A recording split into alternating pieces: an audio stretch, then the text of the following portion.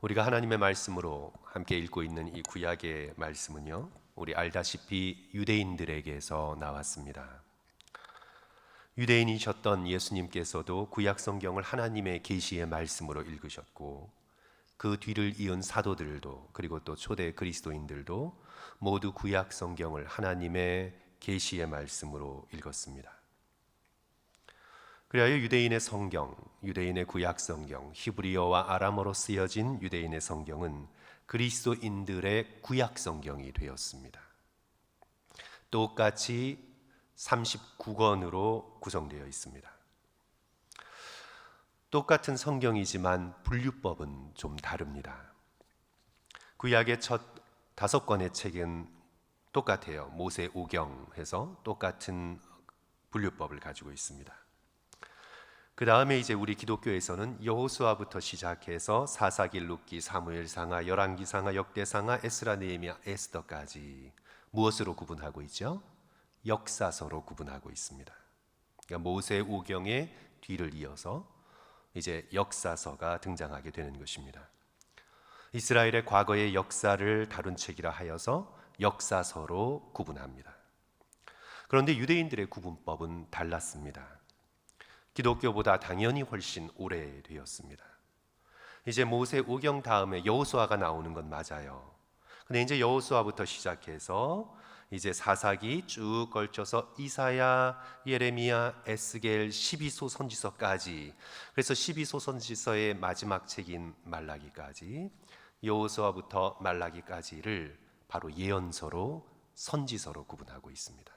역사서라는 개념은 유대인들에게 없었습니다. 그것은 선지서로 구분을 합니다. 우리가 알고 있는 이 역사서라고 구분하는 것을 전기 선지서, 그 다음에 후기 선지서, 이렇게 구분을 해요.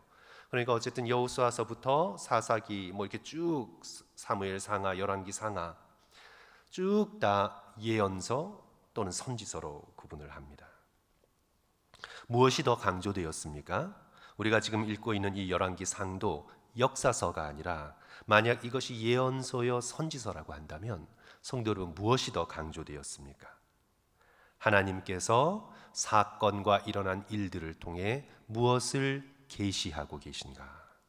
하나님께서 무엇을 경고하고 계신가? 또한 앞으로 무엇을 예언하고 계신가? 이것이 훨씬 더 강조가 되죠. 현대적인 의미에서 역사라고 하면 그저 객관적인 사실을 의미하는 경우가 많습니다. What happened? 무슨 일이 일어났나? Fact, 사실, 이런 거에만 관심을 가지고 있는데, 그것이 역사라는 것을 뛰어넘어 선지서요 예언서라고 할 때에는 일어난 일을 넘어 그 일을 통해 하나님께서 무엇을 이루고 계신가? 그 일을 통해 하나님께서 그 책을 읽는 사람들에게 무엇을 경고하고 계시나? 하나님께서 이렇게 일하셨다면 현재 어떻게 일하고 계시고 앞으로 어떻게 일하고 계신가? 무슨 일이 일어났나 하는 사건 자체보다 하나님이 어떤 일을 계획하고 계신가 하는 하나님 중심으로 훨씬 더 읽게 되는 그런 효과가 있습니다.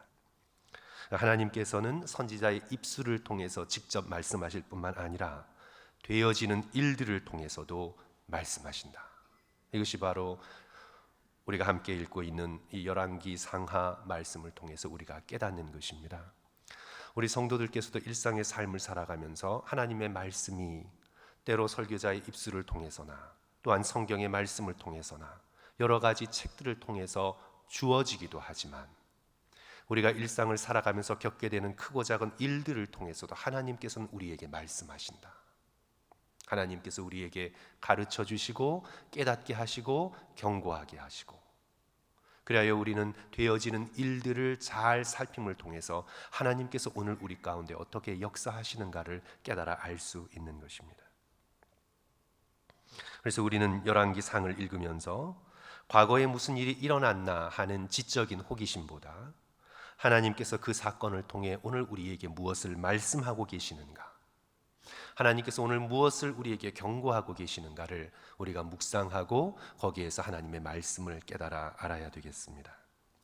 오늘 저와 여러분이 읽은 이 열왕기상 15장 25절에서 32절까지의 말씀은 오늘 우리에게 무엇을 말씀하고 계십니까?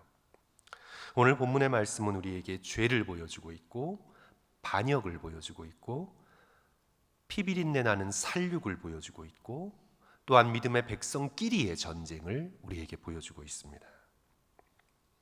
북이스라엘의 초대 왕 여로보암의 뒤를 이어서 왕이 된 나답이 26절 말씀 보십시오. 그가 여호와 보시기에 무엇을 했습니까? 악을 행하되 그의 아버지의 길로 행하며 그가 이스라엘에게 범하게 한 그 죄 중에서 행한지라. 아버지가 닦아놓은 죄의 길을 그대로 걸어가고 있는 아들 나답의 모습을 우리는 보게 됩니다. 죄와 범죄의 길이지요. 그 죄의 결과 반역이 일어나요. 바하사라는 자가 일어나 나답을 그냥 죽입니다. 여로보암 왕조가 불과 22년 만에 끝납니다. 우리 이조 왕조는 몇 년간 갔습니까? 500년을 갔습니다. 그러나 한 나라의 왕조가, 여로보암의 왕조가 불과 22년 만에 끝나고 반역이 일어납니다. 그 반역의 모습은 굉장히 처참합니다. 오늘 29절, 왕이 될 때에 여로보암의 온 집을 쳐서 생명 있는 자를 한 사람도 남기지 아니하였고 다 멸하였는데 여로보암 집안 사람들이 완전히 멸절됐습니다. 여인에서부터 어린 아이에 이르기까지 이조 시대의 표현을 쓰자면 멸문의 화를 당한 것입니다. 한 사람도 그 가문의 왕족에 살아남은 자가 없습니다. 살육, 죄와 범죄에 연이어 반역과 살육이 일어나게 됩니다. 그리고는 전쟁이 계속됩니다. 32절 오늘 본문 마지막 절이죠. 아사는 남유대의 왕입니다. 이스라엘 왕의 바하사 왕 사이에 얼마 동안? 일생 동안 전쟁이 있으니라. 성도 여러분, 남유다와 북이스라엘은 형제입니다. 야곱의 12 아들들입니다. 한 민족입니다. 한 형제입니다. 그런데 형제끼리, 같은 민족끼리 물어뜯고 싸웁니다. 한 번의 다툼이 아니라 오늘 본문 일생 동안 그들 사이에 전쟁이 있었습니다. 이스라엘 백성은 주변에 하나님을 믿지 않는 백성과 거룩한 전쟁을 하도록 부름을 받았는데, 그런데 이스라엘 족속과 유대 족속이 서로 일생 동안 전쟁을 치르면서 국력을 낭비합니다. 오늘 본문의 말씀을 보십시오. 죄악, 반역, 살육, 전쟁. 이 역사를 통해 하나님께서 우리에게 선포하시는 것은 무엇일까요? 하나님께서 우리에게 경고하고 계시는 그런 계시의 말씀은 어떤 것일까요? 여러 가지가 있을 수 있지만 이 아침에 한 가지만 성도 여러분들과 함께 살펴보며 말씀을 나누고자 합니다. 하나님보다 다른 것들을 섬길 때 파멸에 이르게 될 것을 경고하고 계시는 것입니다. 하나님을 하나님으로, 우리의 삶 속에 최고로, 우리의 공동체의 삶 속에 최고로 섬기지 않고 하나님 위에 그 무엇을 올려두려고 할 때 우리의 인생은 파멸에 이르게 될 것이다 라는 것을 하나님께서 이스라엘의 역사를 통해서 믿음의 백성들에게 계속해서 보여주고 계시는 것입니다. 북이스라엘이 유다에서 떨어져 나와 가장 먼저 한 일은 성도 여러분 무엇이었습니까? 우리가 열왕기상을 쭉 읽어가서 우리 아시고 계실 텐데요. 바로 남쪽에 있는 베델과 북쪽에 있는 단에 황금 송아지 신상을 세워 그것을 하나님이라고 불렀습니다. 이미 하나님께서 예루살렘에 이스라엘을 위한 예배에 쳐서 성전을 짓게 허락하셨습니다. 예루살렘에 솔로몬 성전이 있었습니다.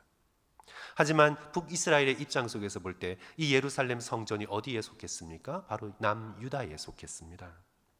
이제 새롭게 독립한 북이스라엘 사람들이 하나님께 예배를 드리려면 남유다 땅 예루살렘으로 가야 하는 것이 싫었습니다. 왜냐하면 그 남유다에 있는 예루살렘 성전을 자꾸 왔다 갔다 하다 보면 마음이 유대 왕에게 돌아갈까 봐 염려가 되어서 그것이 싫었습니다. 그리하여 남쪽에 있는 베델과 북쪽에 있는 단이라는 도시에 금송아지 신상을 세웠습니다. 그리고는 예루살렘에 가서 하나님을 예배할 필요가 없다고, 바로 베델과 단에 하나님을 예배하는 바로 성전이 있다고. 여로보암은 바로 이 정치적인 이유로 인해서 예배를 수단으로 삼습니다. 예배가 목적이 아니라 자신의 정치적인 수단입니다. 예배를 수단으로 삼으니 사람들을 끌 수 있도록 자극적인 걸 생각합니다. 출애굽 때부터 이스라엘 백성이 무엇에 마음이 끌렸나요? 바로 송아지입니다. 농경사회니까 송아지가 재산이었습니다. 그래서 송아지에게 그들의 마음은 계속해서 끌려가고 있었습니다. 나중에 가나안 땅에서도 그들이 결국은 유혹받았던 것, 바로 바알의 모습이 송아지의 모습입니다. 송아지는 철저히 자신들의 이익을 위해 사용되는 존재죠. 성도 여러분, 소에서 버리는 것이 있나요? 우리 소에서 뭐를 버려요? 다 써요. 소 머리에서부터 우족, 꼬리, 내장, 심지어는 혓바닥까지 안 먹는 게 없어요. 제가 말씀 준비를 하다 보면 소 눈은 어떡하나요? 눈 모르겠어요. 잘 모르겠어요. 좀 나중에 제가 더 열심히 조사를 해봤어야 되는데 소 눈은 그냥 버리나요? 모르겠어요. 어쨌든 소에서 버리는 게 거의 없어요. 다 써요. 가죽을 벗겨서 옷으로 만들고 물건으로 만들어요. 그리고 소는 그렇게 잡아먹히기 전까지 죽도록 일을 합니다. 죽도록 일을 하고 우유도 먹고 안 먹는 게 없어요. 다 먹어요. 다 써요. 그러니까 소라는 존재, 송아지라는 존재는 바로 인간의 만족을 위해 100% 사용되는 존재입니다. 하나님의 형상을, 보이지 않는 하나님의 형상을 자기들을 만족해 하는 송아지의 모습으로 바꾸어 버렸습니다. 자신들의 유익을 위해, 자신들의 기쁨을 위해, 자신들의 이익을 위해 하나님을 완전히 다른 존재로 바꾸어 버렸습니다.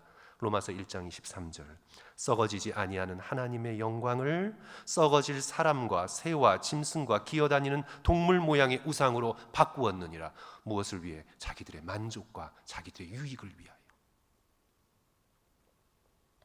거기다가 성도 여러분, 송아지에다 뭐를 입혔어요? 금을 입혔어요. 금. 사람들의 환상을 불러일으킵니다. 송아지에다가 금을 입혔어요.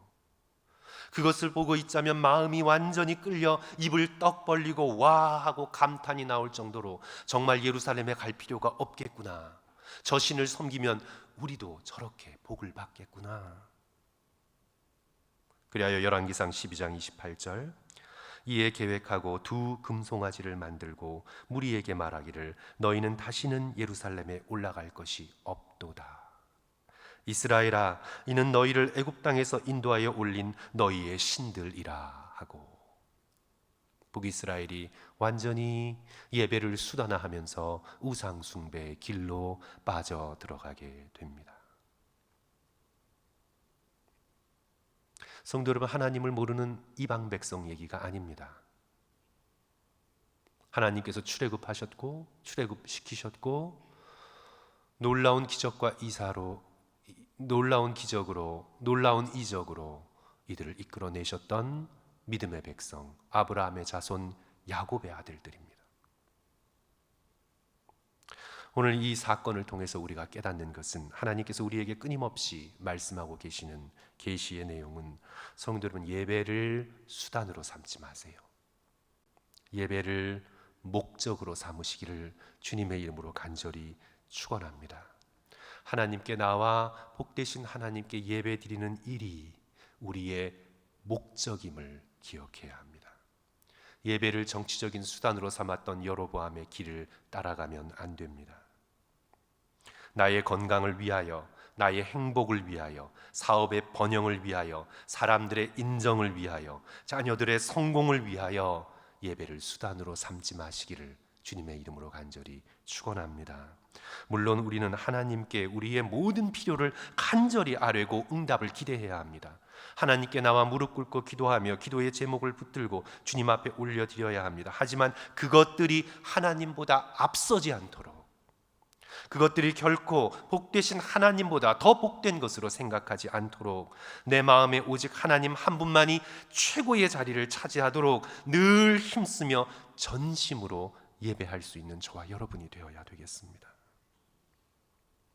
예배를 내가 원하는 것을 얻기 위한 수단으로 삼으면요, 여로보암이 예배를 정치적 수단으로 삼은 것처럼 자기의 필요를 중심에 두고 예배를 자기 편의대로 마음대로 조정을 합니다. 하나님께서 정한 예루살렘으로 가서 예배드리는 것이 아니라 단과 베델 편한 곳에서 내 마음대로, 내가 원하는 것을 얻기 위한 수단으로 삼게 됩니다. 그렇게 되면 겉으로 보기에는 잠시 자신이 부흥하는 것 같고, 자신이 훨씬 더 여유가 있는 것 같고, 훨씬 더 농사도 잘 되는 것 같고, 뭔가 잘 되는 것 같지만 결국은 파멸하게 됩니다. 북이스라엘은 남유다는 광야지대에 있었어요. 그리고 농사를 지어봐야 올리브 농사나 포도 농사였어요. 그러나 북이스라엘은 샤론 평야를 비롯한 아주 비옥한 지대를 가지고 있었어요. 그래서 그 당시에 남과 북의 경제력을 따져보자면 북이스라엘이 훨씬 더 강성한 국가를 이뤘어요. 잠시, 아주 잠시. 그리고 얼마 지나지 않아 결국은 반역이 끊임없이 이어지고 결국은 파멸의 길로 걷게 됩니다. 로마서 1장 25절의 말씀처럼 피조물인 세상의 것들을 조물주인 하나님보다 더 경배하면 자신의 그릇 때문에 상당한 보응을 받을 수밖에 없게 됩니다.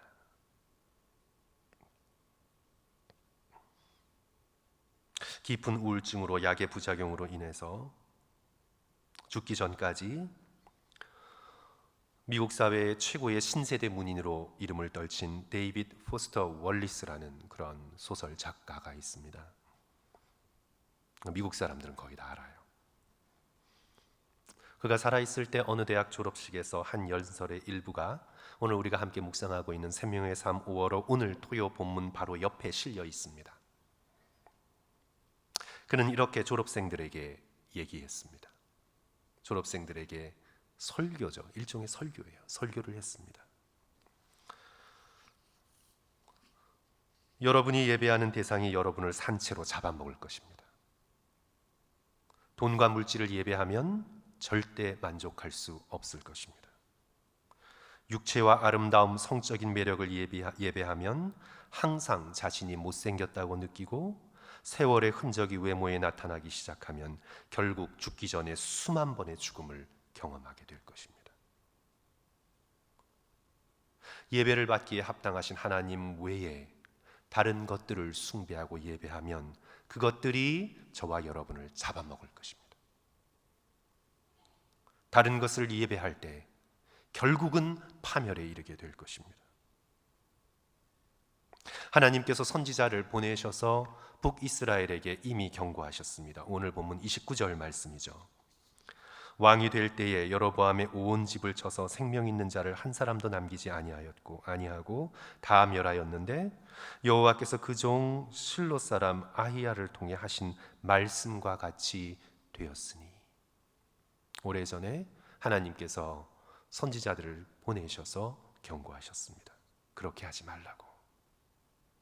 역사란 하나님의 예언의 말씀이 이루어지는 장소입니다. 우연하게 그냥 돌아가는 것이 아니라, 경제적인 원리로 마구 돌아가는 것이 아니라 하나님께서 작정하신 뜻이 이루어지는 현장이 역사이고, 하나님께서 말씀하신 말씀이 이루어지는 것이 역사입니다. 하나님의 뜻이 계시되는 곳이 역사의 현장이고 저와 여러분이 살아가고 있는 삶의 현장입니다. 성도 여러분, 다시 한번 오늘 우리는 이 말씀을 통해 예배를 나의 수단으로 삼지 말고 인생의 목적으로 삼아야 되겠다 결단할 수 있는 저와 여러분이 되어야 되겠습니다. 웨스트민스터 소요리 문답 제1번, 사람의 제일 되는 목적이 무엇입니까? 저와 여러분의 제일 되는 삶의 목적이 무엇입니까? 답은 뭐예요? 사람의 제일 되는 목적은 하나님을 영화롭게 하는 것과 영원토록 그를 즐거워하는 것이다. 하나님 앞에 나와 하나님을 영화롭게 하고 하나님을 즐거워하는 예배가 우리의 삶의 지금부터 영원까지의 목적이라고 말씀하고 있는 것입니다.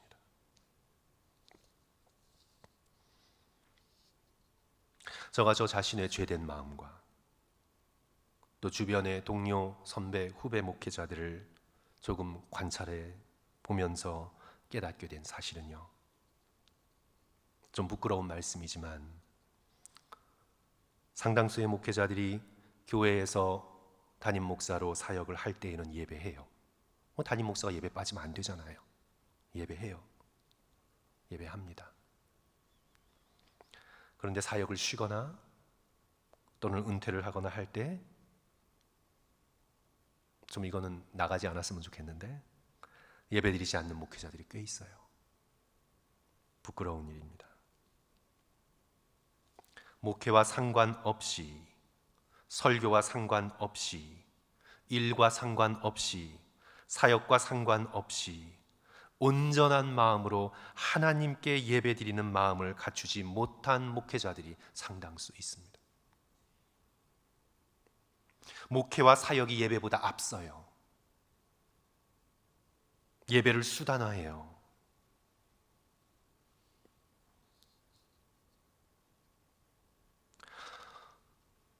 좀 불편한 말씀일지 모르지만 제가 교우들을 관찰할 때도 교우들의 모든 것을 제가 다 알 수 없죠. 알 수 없어요. 그래서 제가 사정을 모르고 이런 말씀을 드릴 수도 있지만요. 그러나 제가 교우들을 피상적으로나마 좀 관찰할 때도요. 그런 경우가 많아요, 성도 여러분. 직분이 주어졌을 때는 예배하는 것 같아요. 그러나 직분이 떠나갈 때는 예배하지 않아요. 저는 그 사실에 마음이 많이 아파요. 온 마음으로 내가 사역을 하든 일을 하든 그런 것과 상관없이 온 마음으로 하나님을 사랑하는 마음으로 예배자로 서지를 않아요. 사람들의 인정을 받고 일감이 주어지고 내게 사람들의 기대가 있을 때는 예배하는 것처럼 보여요. 그러나 사람들이 나를 더 이상 주목하지 않고 내게 일이 없을 때는 예배하지 않아요. 예배가 목적이 되지 않아요. 사업이 잘 되고 건강하고 모든 것이 그럴듯할 때는 교회에 나와 예배 잘 드리는 것 같다가도 개인적인 어려움이 찾아오고 사람들 앞에 초라해 보일 것 같으면 예배의 자리에 나오지 않아요. 예배를 목적으로 생각하지 않아요. 다른 것들이 더 중요해요. 사랑하는 성도 여러분, 우리 그렇게 하지 말고 하나님을 하나님으로 정말 사랑하고 내가 어떤 상황 가운데 있든지 하나님께 나와 하나님께 예배하고 그분께 내 마음을 드리고, 그래서 예배를 나의 인생의 수단으로 삼지 말고 다른 어떤 일보다 가장 소중한 나의 인생의 목적으로 삼으면서 나는 예배자가 되기 위해 이 땅에 태어났구나. 나는 예배자가 되기 위해 오늘 숨을 쉬고 있구나. 내가 병들어도 나는 예배하고 사람들의 손가락질을 받는 일이 있어도 나는 나와 예배하고 사람들에게 초라해 보여도 예배하고 사람들이 나를 주목하지 않아도 내가 예배하고 아무도 나를 알아주지 않아도 나를 알아주시는 하나님 한 분만을 의지하여 예배자로 나와 나를 지켜보고 나를 기뻐하고 나를 사랑하시는 하나님 앞에 내 자신을 온전히 드리는 예배가 나의 인생의 목적이 되겠습니다. 주님, 내가 어느 곳에 있든지 무엇을 하든지 하나님을 하나님으로 온전히 높이는 예배자로 살아가시기를 주님의 이름으로 간절히 축원합니다. 절대로 예배를 수단으로 삼지 말고 예배를 나의 인생의 목적으로 삼아 어디에 있든지 하나님을 영화롭게 하고 하나님을 즐거워할 수 있는 저와 여러분 되시기를 주님의 이름으로 간절히 축원합니다.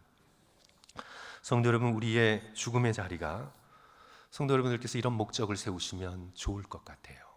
이런 목적을 세우시면 좋을 것 같아요. 내가 은퇴를 해도 내가 뭐 어떤 상황 가운데 처해도 이런 목적을 내가 세우시면 내가 끊임없이 해야 될 일이 있어요. 그래서 성도 여러분, 어떤 목적을 세우시냐면 나의 죽음의 자리가, 우리는 다 죽게 되잖아요. 어떤 형식이든지 우리는 죽게 됩니다. 우리의 죽음의 자리가 하나님 앞에 예배의 자리가 되게 하는 걸 목표로 삼으세요. 내가 뭐 60세까지 돈을 얼마만큼 벌겠다, 내가 무슨 학위를 얼마만큼 따겠다, 내가 무슨 사업의 성공을 이 정도 거두겠다가 인생의 목적으로 삼지 말고, 그러면 그것이 끝나면 삶의 목적이 없는 거예요. 그러면 나머지 뭐 몇십 년 어떻게 사는 거예요? 그런 걸 인생의 목적으로 삼지 말고 나 자신의 죽음의 자리가 하나님께 나의 전부를 올려드릴 수 있는 예배의 자리가 되는 걸 목표로 삼고 신앙생활을 하세요, 성도 여러분. 1981년 당시 교황 요한 바오로 2세가 피격당한 후에 그가 총을 맞고 피 흘리면서도 라틴어로 주기도문을 외운 것이 당시 화제가 되었습니다. 총에 맞아 죽음을 맞이하는 절박한 순간에도 하나님을 향해 기도를 했다는 이 사실이 사람들에게는 충격이었던 것 같아요. 우리는 뭐 그럴 수 있지, 그게 뭐 어려워 생각하지만 성도 여러분, 쉬울 것 같지만 훈련하지 않으면 절대 쉽지 않습니다. 훈련하지 않으면요, 절대 쉽지 않아요. 나의 죽음의 자리가 하나님을 향한 나의 간절한 사랑을 올려드릴 수 있는 예배의 자리가 되게 해달라고 지금부터 소망하며 그것을 삶의 목적으로 삼고 훈련하세요, 성도 여러분. 성도 여러분, 예배에 필요한 요소 3가지입니다.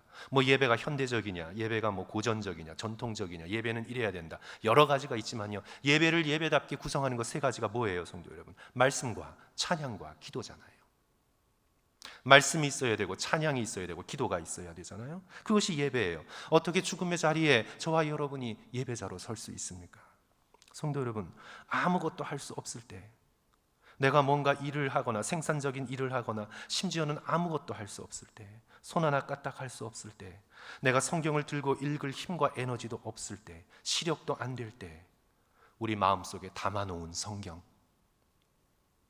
이렇게 있는 성경 말고 내가 묵상하여 내 마음속에 암송하여 담아놓은 성경, 내가 입으로 씹어먹고 삼켜 나의 손과 발이 되어진 성경, 성도 여러분, 아무것도 나를 찾아올 수 없을 때, 다른 모든 것에서 내가 아무것도 할 수 없을 때, 그때도 내가 할 수 있는 것이 있기 위하여 말씀을 부지런히 암송하십시오. 말씀을 부지런히 마음에 담아 놓으십시오. 그때 붙들 수 있는 말씀 붙들고 죽음을 이겨나갈 수 있도록, 하나님을 예배할 수 있도록, 말씀을 기억할 수 있도록 말씀을 부지런히 마음속에 담아 놓으십시오. 나의 죽음의 침상에서 부를 수 있는 찬송이 되도록 열심히 찬송을 온 마음을 다해 부르십시오. 그리하여 아무것도 할 수 없는 그 순간에, 그 깊은 외로움의 순간에 하나님 앞에 여러분의 찬송을 올려드리십시오. 그리고 그때 그 길고도 힘들고도 지루한 그 시간에 가족과 성도들을 생각하며 이웃의 얼굴들을 생각하며 그들을 주님 앞에 올려드릴 수 있도록 평소에 중보기도의 훈련을 끊임없이 하십시오. 지겹고 억지로 하는 것이 아니라 정말 기쁨으로 사랑하는 사람을 가슴에 품고 하나님을 생각하고 주께 올려드리십시오. 그렇게 우리의 마지막 죽음의 자리가 진정한 예배의 자리가 될 수 있도록 지금 아직 힘이 있고 살아있을 때 말씀을 붙들고 찬송을 부르고 중보의 기도의 훈련을 하셔서, 주님께서 나를 언제 부르실지 알지 못하지만 우리의 인생의 마지막이 하나님 앞에 내 자신을 올려드리는, 산제물로 올려드리는 가장 기쁜 예배가 되어질 수 있도록 지금부터 열심히 주님 앞에 나와 예배하며 예배의 기쁨을 누리며 천국에 올라가서 어린 양을 중심에 두고 모든 성도들과 함께 기쁘게 영원토록 즐거워하는 저와 여러분 되시기를 주님의 이름으로 간절히 축원합니다.